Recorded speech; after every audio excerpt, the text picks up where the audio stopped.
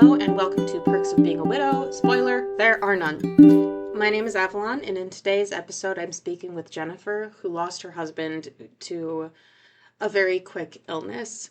One of the things that we talk a lot about is her experience raising their 1-year-old daughter without him there and keeping him alive and in memory for her, and also the experience of now being remarried and what that looked like for her. I hope there's something in this episode for you, and please enjoy. All right, let's do it. Awesome, great. So, welcome to the podcast. Tell me a little bit about your husband. You're talking about my husband that passed, correct? Yes, yeah, Okay. yeah. We had kind of a whirlwind romance. We met back in 2014. We met on a dating site it was OkCupid was the site that we met on. And it was this kind of journey that I was on for quite a while because I was in a very difficult relationship path, and it ended in 2010. And I was kind of dating on and off for the next 4 years, but nothing really serious.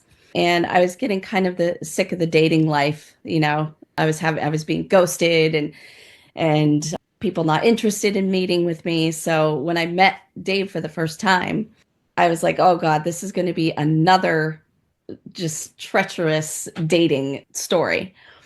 But it didn't happen that way. We both saw in each other that like these great qualities that we brought out the best in each other, and Mm. we had a first date that seemed to never end because we had such good conversation.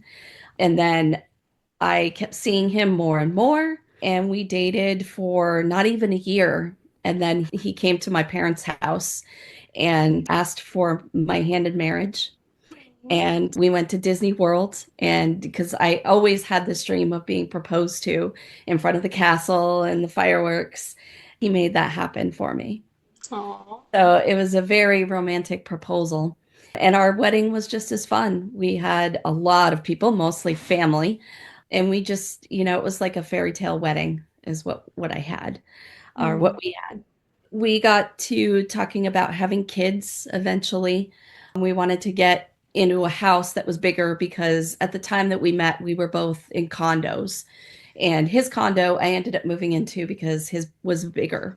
And then after we got married and we decided that we wanted to try for kids, we said, well, this really isn't big enough for a family. So we started looking at houses, and we started, talking about, do we want to live in Chittenden County? Do we want to live in Franklin County where my parents live? And ultimately we settled in St. Albans. We had our first baby girl that had been a while since his family had had a baby girl because his brother has two boys, and a lot of people in his family, it was all boys. So, and my parents, this was their first grandchild. So we had Ava back in 2017. It was an experience, both of us being parents for the first time, but we definitely supported each other through the whole thing. And then, unfortunately, right around Mother's Day, shortly after Ava's first birthday, he got sick.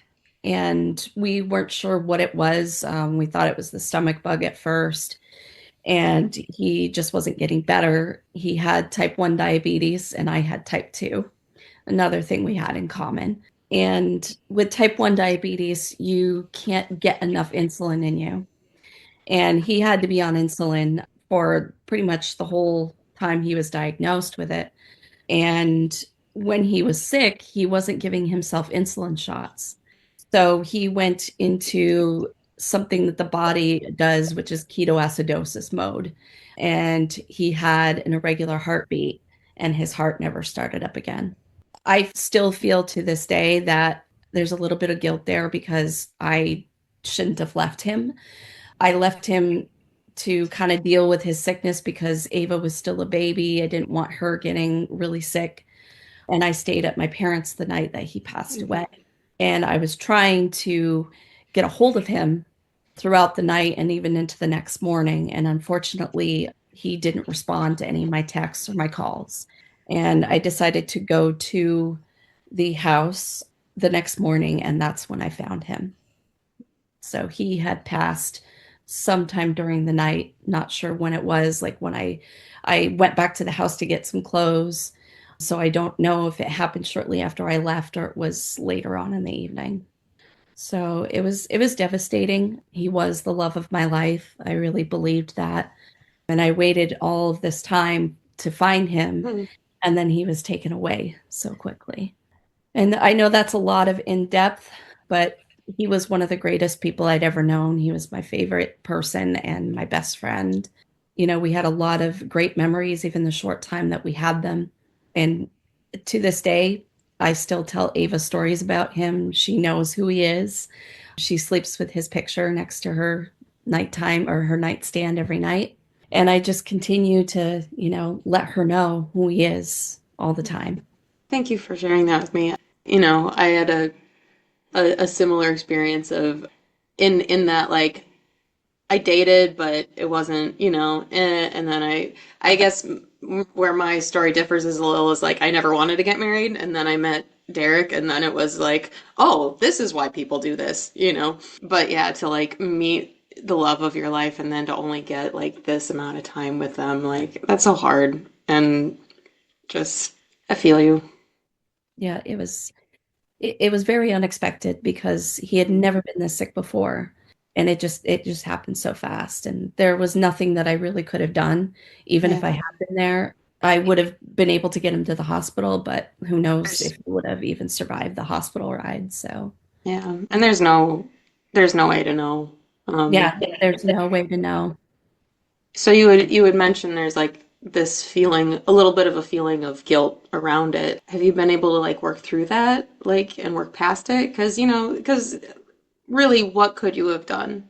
Yeah, I mean, things have changed with at least his mom. I mean, his mom and I never really had a great relationship, and she's got a lot of mental issues as well. But I feel like she doesn't view me the same as she did before. I still believe to this day that she blames me a little bit for his death, not being there and not being able to help him. So that's something that always weighs in my mind. And there's just certain events in your life that you don't forget, and that's one of them. I can still see everything vividly, like, me going up the steps and turning the corner into the bedroom and finding him in there. So I live with that guilt a little bit. It's lessening a little bit each day, but it's still there. It never really goes away. But that's kind of the guilt that I've had to work through since this happened. It's been a challenge for me because I still some days out of the blue, I'll just start crying. And a memory comes to my mind and it just goes from there. It just, I start filling my head with all these thoughts. Do you have like tools to like work through that? My biggest thing is, obviously crying is always my go-to. I always have to let out my emotions that It's a way. great release. Yeah, it is a great release. And, just trying to find the joy in everyday things that I like to do. Dance is also my number one thing that I love to do so much. And I also try to find joy in my kids because when I was going through this in the beginning, the only thing I could think about was Ava and how I had to be strong for her and to keep Mhm. going because she was the one that, or I was the one that was, she needed to rely on. And Mhm. at that point, being a single parent never entered my mind. I never thought I would have to ever be a single parent. So going through the stages of grief and then at the same time trying to make sense out of your life, what it is now, and being able to be responsible for a child, it all hit me at once. So there were times where it was overwhelming to me, but I had a lot of support from my family and my friends, including yourself, that just gave me the strength to keep going. And I eventually got out of the depression that I was feeling. Good, good. What's one of the stories that you tell Ava? Well, I always have told her about, the whole proposal at Disney World. And then I just tell her different things that he used to do, different movies that we liked. I remember when he was like a huge wrestling fan. And I said, you don't remember this, but when you were little, He would just sit you down when you were just a baby and you guys would watch wrestling matches, like old wrestling matches together. And he would just sit and do that with you. So, I tell her about all these little things that he used to do and just, trips that we took in the short period of time that we were together. Because Hmm. he doesn't really ask questions yet, but I bring these moments up so that she can get a sense of who he was. She was only a year old when he passed away. She doesn't really have any real fond memories of him like I do. Do you see parts of him in her? Yes, absolutely. Hmm. She's got his same sense of humor. She looks like him sometimes. Like I will just look at her and say, "Oh my gosh, you look just like Dave." She definitely knows how to make me feel better. That was definitely something that his personality. He knew how to make me smile in a very bad situation, no matter what was happening. And she's very smart. She's a reader. She's a puzzle. Like, she loves to do puzzles. Dave was very much into puzzles. So there's different traits that she has that he had as well. Mm. How's the experience been like raising her without him there? It was hard in the beginning because I had to move back in with my parents. I didn't have the financial means to stay in the house that we were in, and overall it was just too overwhelming for me to be in a house with a 1-year old by myself. So we moved back in with my parents. It was difficult because at least my mom and I are always on the same level as far as Hmm. like parenting and her grandparenting as well. But my dad has a different view of things. So it was often butting heads about how to discipline her, how to raise her. But I had to be a little bit lenient because they were the only people that were helping me raise her at the time. And she was also in daycare too. Between all of those resources, we managed, I don't know how we did it, but we managed to get through these rough years of raising her until she got into a school where she was a little bit easier to help raise. Yeah, a little more of a village community built Exactly. in with a school.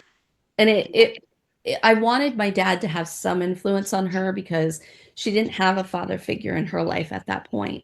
And my Mhm. dad was pretty much the only one around. So I wanted him to have a little bit of some kind of a father figure involved in her life. But again, the way that he raised kids and his views on things were different than mine. But at least he is always someone that she can count on. If Hmm. she absolutely needs someone there for her other than me or my mom, she can lean on him. Yeah, Absolutely. he's got her back absolutely, but you don't necessarily agree on some of the ideological stuff. Exactly. I mean, he's very old school in the way Hmm. that he thinks parenting should be done, and he's just not up to date with like the modern way of doing things. He's very stuck in his ways. Like, this is the way I'm going to do it. You can do it your own way, but this is the way I'm going to do Yeah. it. So you're married. Yep. Before I got married or remarried, I again was in a bad relationship. I ended up moving out of my parents' house, but eventually moved back in. But I wasn't with the right person. I thought this person was going to be a good role model for Ava, and I thought he was going to complete our family circle. But he wasn't. I don't think he was ready for the responsibility of being a step parent. So I ended up getting back into dating after a while. I kind of took a break, and this was during COVID. I focused on getting my degree, finishing my degree program, and shortly after that is when I met Jeremy. Jeremy, again, we met on another website, another dating site, but this time it was different because he was a parent. He's already a parent, and I said, okay, maybe that's what I need to be focused on is someone that is a parent, understands what I'm going through, and, can be possibly somebody that eventually, if things work out, can be completing our circle that we Hmm. had broken.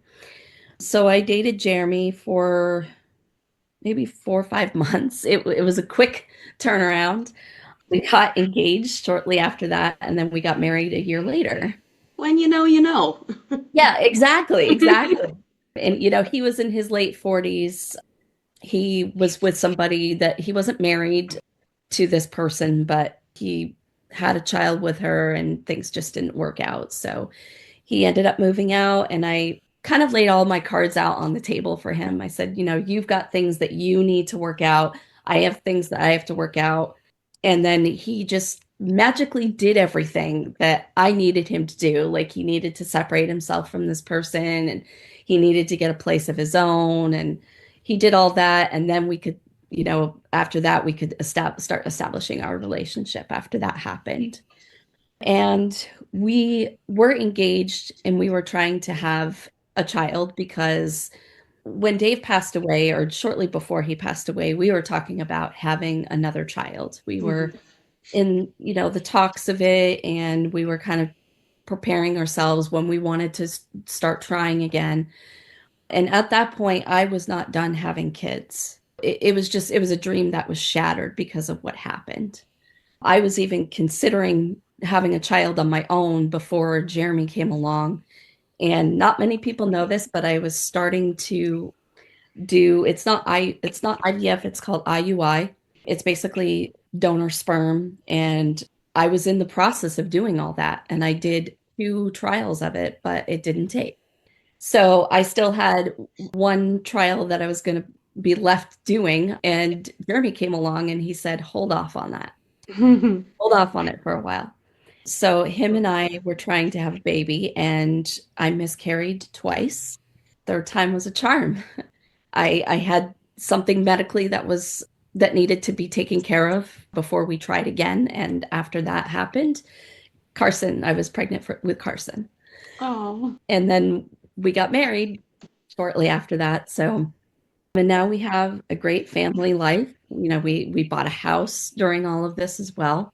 We live in Swanton, which is right around the corner from where my parents live. So that's what we're doing now. awesome. How was, so like dating as a widow, I feel like is kind of its own thing, you know. How was that? How was the discussion going into your relationship with Jeremy being like, hey, this is my life, how was that? Well, when I started dating again before Jeremy, and I was still dating while I was doing the IUI trial, but I don't know what it was if I scared guys off, but I said, I have my child, Ava, from a previous marriage, and I also am looking to have one other child. And I was meeting guys that were like, yeah, I'm on board for that. Yes, yes. And then I wouldn't hear from them again. And then other guys were like, I don't know about, raising a child that's not mine, let alone 2 children not being mine. And then when I got into the initial conversations with Jeremy, he knew what I wanted out of a relationship, out of a marriage. He knew what I wanted. And I said, I'm getting too old for this stuff. I don't want to keep dating the wrong people. I don't want to get close to a person and then have my child get used to this person, have them in their life, and then they leave. Because that's what happened in that relationship after Dave passed away. Luckily, Ava doesn't have that much memory of that person, so I don't ever have to talk about him with her. But I couldn't have that. I couldn't have somebody else leaving her life. I would have been okay because I can deal with it. I'm an adult, but she's a child. So I said to Jeremy, I said, if this isn't going to work for you, just let me know and we'll just go our separate ways. But he was convinced that we were meant to be together. And he said, I'm going to do what I need to do to be with you. And that's how it's going to be. And he was getting to the point where he was getting too old to play head games and being in the dating game too. So we knew what each other wanted out of the relationship. And it was easier talking to somebody that was already a father. They just get it. They get that you don't always have time, to devote to other things or other people. Your attention gets divided, your time gets divided. And that was a problem I was running into in a lot of relationships, is people were just not understanding of what I needed to do as a mom. So those conversations were easier with Jeremy. Oh, good. He was raising a boy at the time too when we met. His well, it's now my stepson. His son he was raising with the mother as well and splitting his time. And then when he moved out, it was even more of a challenge with him because he needed to find time to spend with his stepson when they were living apart. So it sounds like from the very beginning, you guys had a very like open communication about what it is you needed, what it is you wanted, shared values, that sort of thing. Absolutely. Awesome. Do you think, so I personally feel like I learned a lot about marriage from being widowed, and I think more than I learned from actually being married. To be fair, my marriage was very short, but do you feel similarly that like the experience of having lost a spouse like really informs your idea of marriage and like what it can be? Absolutely. And one thing that I had to stop doing was comparing my first marriage to Hmm. all of the other relationships I had, or even my second marriage, because they are completely different. It's one chapter that is closed, and I had to keep reminding myself, this isn't my first marriage anymore. This is a completely different person. It's a completely different life. And I still find myself missing that part of my life. And sometimes it's almost hard to remember what it was like because it was so short-lived and it happened several years ago. I mean, the memories are still there and everything, but we had just gotten started in our married life. And, I wanted to go in this next marriage or any other relationship after Dave passed away with the same thought process of, I want this to last forever. I want to be with somebody that could be with raising a family and, raising a child that's not theirs. But I don't want to compare the two lives. They are separate. So, there are things that never happened in this current marriage that happened in the first one, but there's also things that did happen in the first one and this one. So I try to take the good and the bad, but keep them both separated because the minute that you start comparing the two, it's just not a good thing for you mentally. It's not a good thing for your partner or your husband because they're going to be like, well, you're constantly comparing me to your first husband and the way your marriage was with that person, and you feel like your life's not good enough. Yeah, I agree completely. Like they're different, and I'm also remarried now, and like it's a completely different dynamic. It's a completely different relationship. And I think part of that, I don't know how you feel, but like I felt very strongly like when Derek died, I died. The person that I was gone. The person who I had been up to that point didn't exist anymore. And it sounds really dramatic to say it that way, but also that's how I felt. And I kind of think it's true, where it's like I am no longer going to be that same person that I was, and I can't be. Do you feel similarly?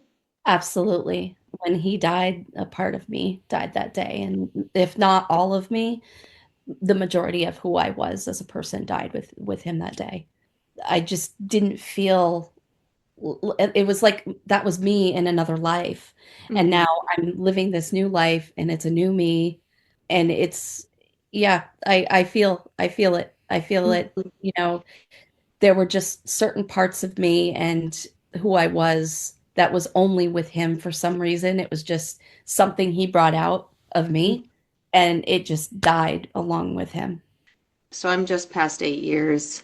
So this last October would have been our eighth wedding anniversary because he died. Like we were only married 80 days, but I travel every year, and this year I went traveling with my now husband, my current husband, and we were in Pensacola Beach, Florida, and we were like on this beach, and I was looking out at the ocean, and I just was like, I spent like half an hour just like weeping, like for the person that I was when I got married the first time, and my husband was there with me, and like he was very comforting and very understanding, but it was like, it's been 8 years. Why am I still feeling this? But it's like, I think I'm finally at a place where I feel like I can mourn the person that I was in a way that doesn't feel selfish. It like now it feels like, That was like up to that point, that was the happiest day of my life, and it's supposed to be the happiest day of my life forever. And now it's, one of the saddest days of my life.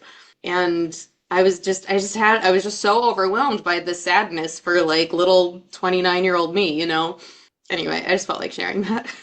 Yep, I have felt the same. Like there'll be days that or moments where I'll look at something or a thought will come to my mind and I just start sobbing.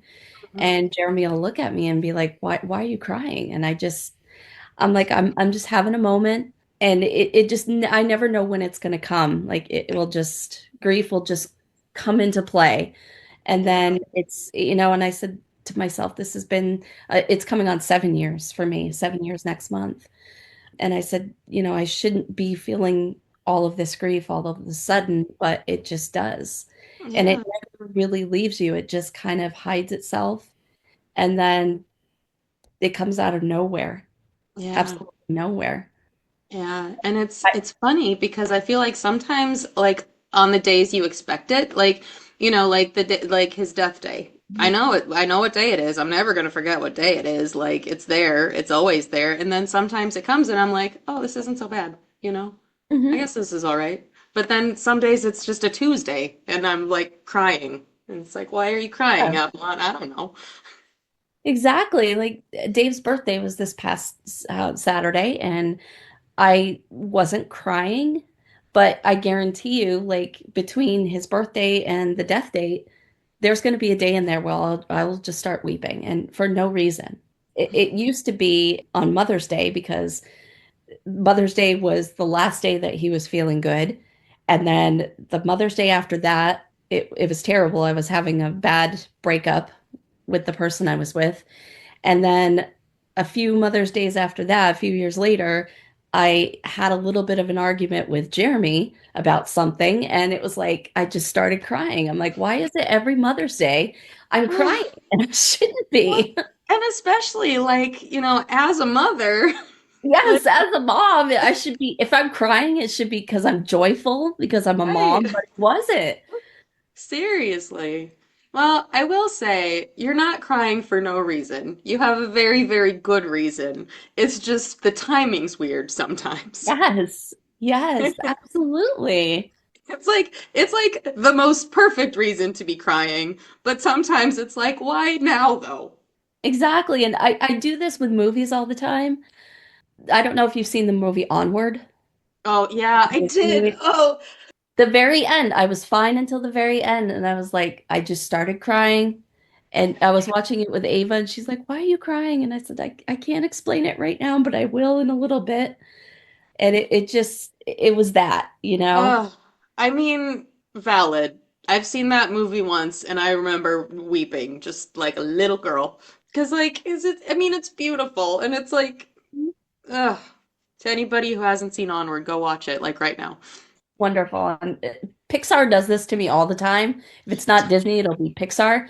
But they tend to have just those moments in those movies that make me absolutely cry. They know. They know how to Yes, get they in know how there. to tug at your heartstrings at the right moment. Yep, it's so emotionally manipulative and I still watch it. I still do I it. still do too. Like, why? Why am I doing like Finding Nemo always, every time. Yes, yes, yep. Finding Every Nemo. time. There's like five different points in that movie where it's like, Avalon's crying again. I totally agree with you. Oh gosh. So speaking of like birthdays and anniversaries, do you do anything to like celebrate or memorialize or anything along those lines? So when I started dating Dave, he got me into Diet Pepsi. So I drink Diet Pepsi all the time, but especially on his birthday. And he was also a huge Springsteen fan. So I listened to Bruce Springsteen all the time. Those are the main two things that I do for his birthday. I haven't been able to go to his gravesite yet because the weather's just been absolutely terrible. But hopefully, in a few weeks, when his death date comes up, and I usually bring Ava, we'll go to the gravestone and we'll just visit for a few minutes and maybe put some flowers on it too. Did you? So I know he got sick pretty quick. So like you didn't have time to like discuss like final wishes or what to be done. No, and I say this to anybody in the future. I don't know if you had a chance to do it, but he didn't have a will because we didn't think about those things when, you're young and you get married. You just that's not something that comes to the forefront of your mind. But the only thing he told me was that he wanted to be buried in jeans and a t-shirt. That was just him. He wasn't a suit kind of guy. He wasn't like, decked out in any fancy clothes. That was the only thing that he wanted. And then we put some personal things in his casket. Like we put Springsteen CDs and just anything personable of his that we knew he would want to be buried with. But that was about it. That's the only request he had. Yeah, how was like I had a similar like Derek didn't have a will, we didn't have, because he was 33. You don't like Exactly. You don't think about those things at all. no, because why would you? It's like I'm gonna live forever. Like I'm too young to pass away at that age, so exactly. So why would I even think of it? But yeah, so I found it was a lot of just kind of arbitrarily making decisions, like it's like I think this is what he would want. This seem, because we didn't talk about it. Did you have a similar experience of just like, I guess I'm gonna make these decisions because I have to? yeah, a lot of the decision making it was between his brother, myself, and his parents. His mom, I think, wanted to have more control over things. And I was told by his brother and my sister-in-law, do not let her take control over the situation. Like if you want something specific or you knew that Dave wanted something specific, make sure that you stand your ground where she is concerned. I didn't really have any places of burial because the only cemetery that we have local would have been up in Swanton, and his family is down in Chittenden County. So his parents had picked the burial site, but I was a little upset because it's a beautiful cemetery, but unfortunately, you can't plant flowers where he is buried. There's certain parts of the cemetery that allow that, and he was in one of the parts that didn't allow it. And had I been more informed about things, I would have said, let's kind of look at different cemeteries or a different part of the cemetery where you can plant flowers. So that's something I look forward to every Memorial Day because my parents do it for all of our relatives, and I was hoping to do it for Dave too. As far as the casket goes and all of the things that go with it, I did get to pick that, along with his parents and his brother. The funeral home was recommended by his parents, so those types of things I was agreeable with as well. The flower arrangement, we had a certain flower arrangement that we all agreed on, and then his mother did her own little thing and kind of, just took control over that last minute. But everything else, the decisions were not ones that, nobody wants to make those decisions, and you are numb when you make them. Like you just don't have any feeling. And at some points, you're just like, okay, that's nice. We'll just go with that. Because it's a tough time to make decisions, and it's very much different than, doing wedding planning. It's very different. So I was okay with all the decisions that were being made. Good. Were there any like points, like sticky points where you wish it had been a little bit different? I would say definitely the funeral home that we chose because unfortunately, when he had an open casket, but it didn't look anything like him when they were done. And I was not happy with the outcome. And it's like, there's nothing I can do about it now, but I kind of wish we would have discussed it a little bit more and did some more research on different funeral homes. I know you don't have a lot of time Mhm. and you got to make decisions pretty quick, but I just would have not used that funeral home. We did have his service at the church we got married in, so that was a decision I was very happy about. And again, just the cemetery that he was buried in. If I would have known a little bit better and more information was provided to me, I would have suggested another burial site. But like you said, like especially in those early days when you're just numb and like doing the widow brain thing where it's like I can't really focus on anything to begin with. My mother-in-law, she actually tried to sneak one up on me. When I told the funeral director that this is what he was going to be buried in, she brought over a suit to the funeral home without me knowing. The funeral director called me directly and said, "Your mother-in-law brought this over. I wanted to check with you." And I said, "No, this is what Dave would wanted to be buried in. Please disregard the clothes that she brought." She did try to take control over more things, which made me upset. But in the end, we got what we needed. It sounds like you like stood your ground on the like the one thing that you guys talked about where it's like this is the Absolutely. thing, this is my line in the sand. Yes, absolutely. Like, Mhm. she's done things in the past with weddings, including mine, and I said, "No, this is not happening. This is what Dave wanted. I'm going with what he wanted. Don't go against what he wanted. This Mhm. is his one wish that he wanted." So, Good for you though for sticking by that because like I feel like the parent-in-law dynamic, it can always be a little bit challenging, but then when you throw in grief and like loss and like dealing with that, like it can just get really challenging. and she didn't have any say on what was going to go on the gravestone, which I was happy with because that decision was just my father-in-law, my brother-in-law, and myself. And they said, whatever you want on it, just let us know. I got to choose what was on the headstone, thankfully. So there's a picture of it's a picture that I think you've seen on Facebook of it was actually taken on Easter Sunday with Dave having Ava close to his chest. And then I had our wedding song was Thank You for Loving Me by Bon Jovi.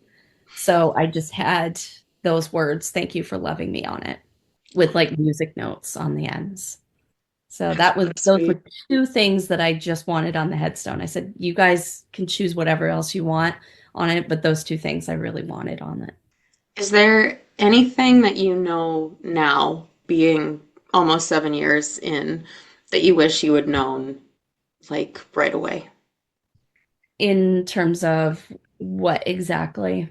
In general, like I know like for me personally, especially in those first couple of years, I definitely felt like it was never going to get better. I definitely felt like everything was awful and it was going to be awful forever and I was never going to be in love again and it was silly of me to be in love in the first place anyway and now being where I'm at now, I'm like, okay, that's valid for where you were, but also it gets so much better.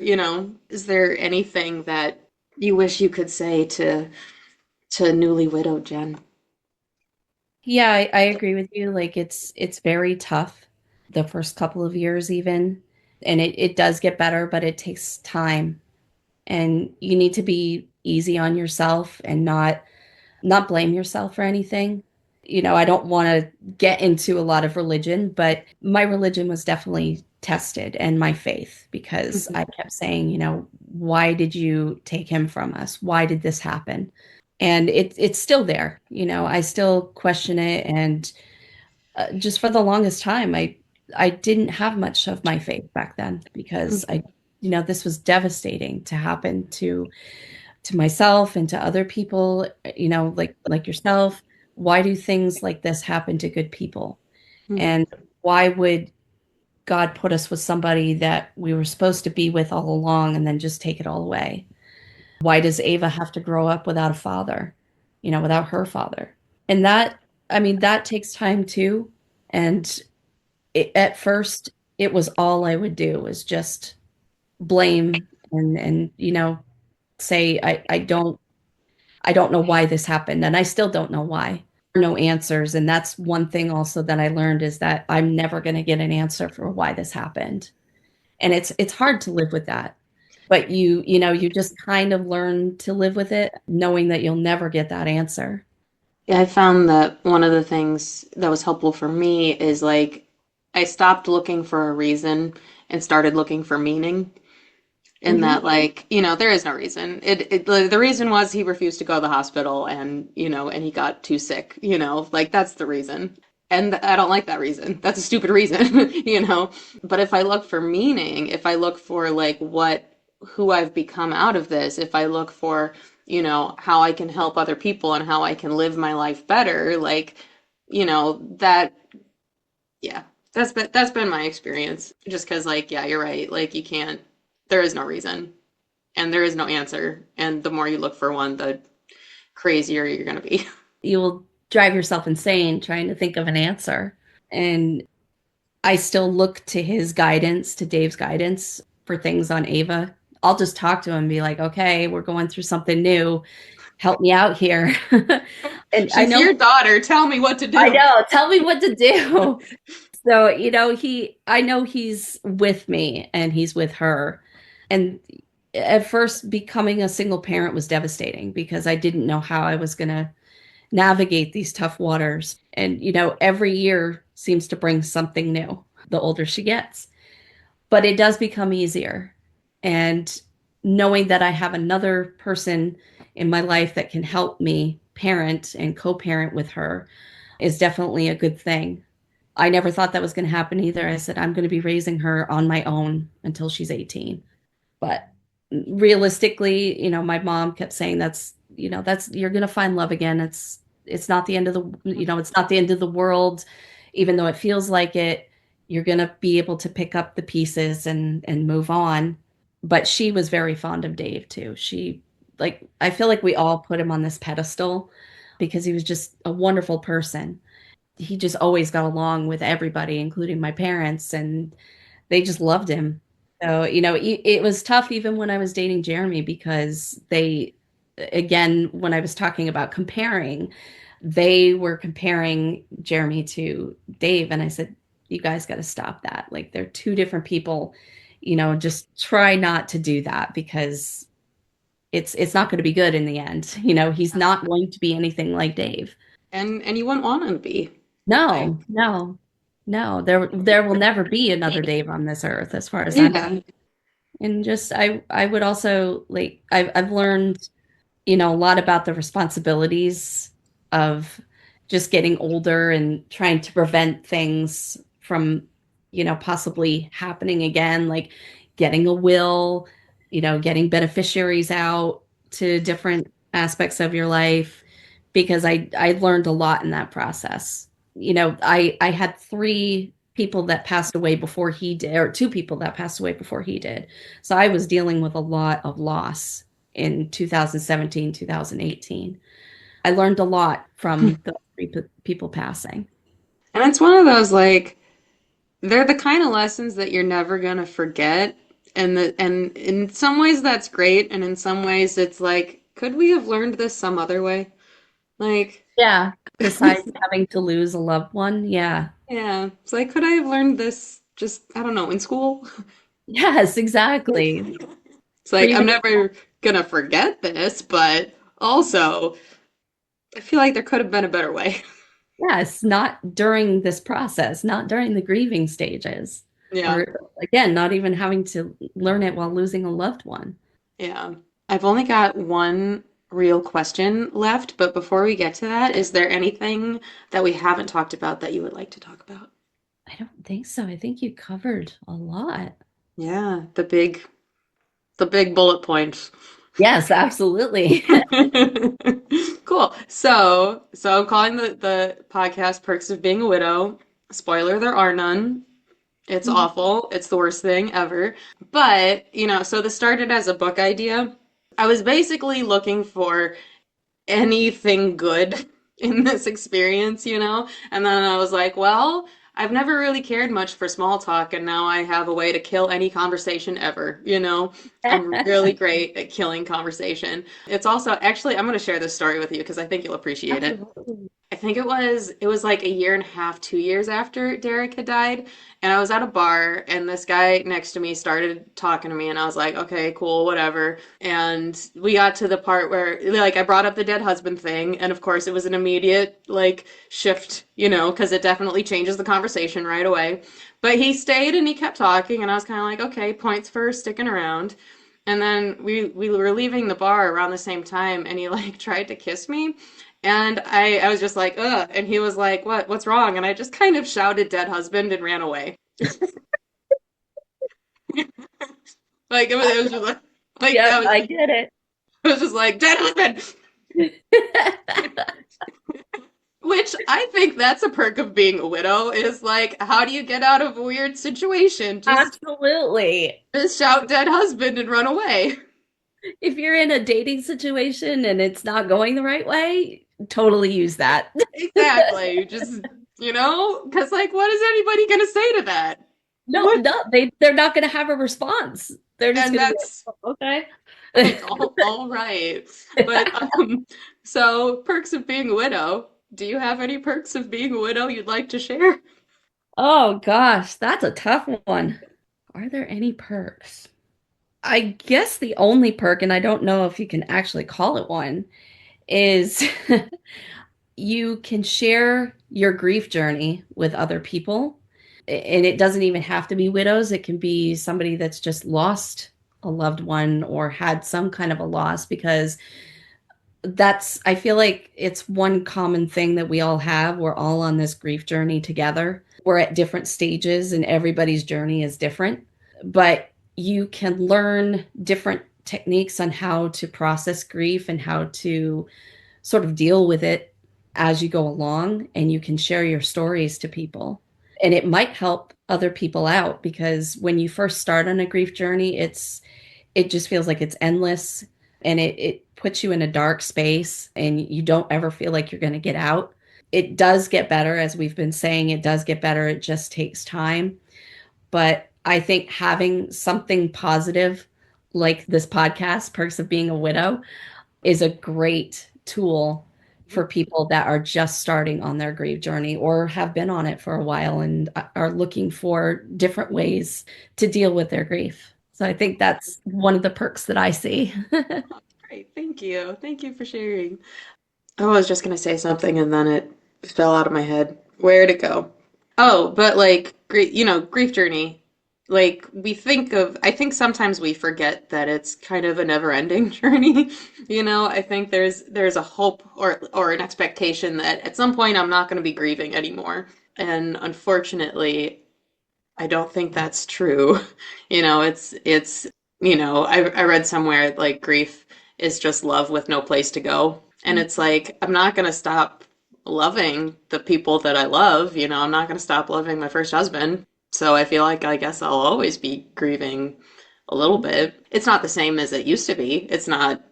You know, I can't shower or feed myself. It's not the nihilistic everything's chaos and nothing matters, I might as well drink this whole bottle of whiskey. It's like I'm not there anymore, which is great. But it is, sometimes sobbing at a national park in Florida Absolutely. or watching Onward and just losing it. Exactly. It comes at the most opportune times, and Hmm. you just never know when it's going to hit. I agree. It doesn't ever end. You're always going to be on it. I'm always going to be on it. I think it's just how you deal with it and when it pops up. It's Yeah. just very unusual how it pops up and when it pops up. Well, thank you so much for speaking with me today. Thank you for having me on your podcast. I Yeah. love it. Yay. Thank you so much for listening to today's episode. If you are interested in being on the podcast, please email me at avalon@perksofbeingawidow.com, or you can find me on social media on Instagram at Perks of Being a Widow. Thank you so much and enjoy the rest of your day.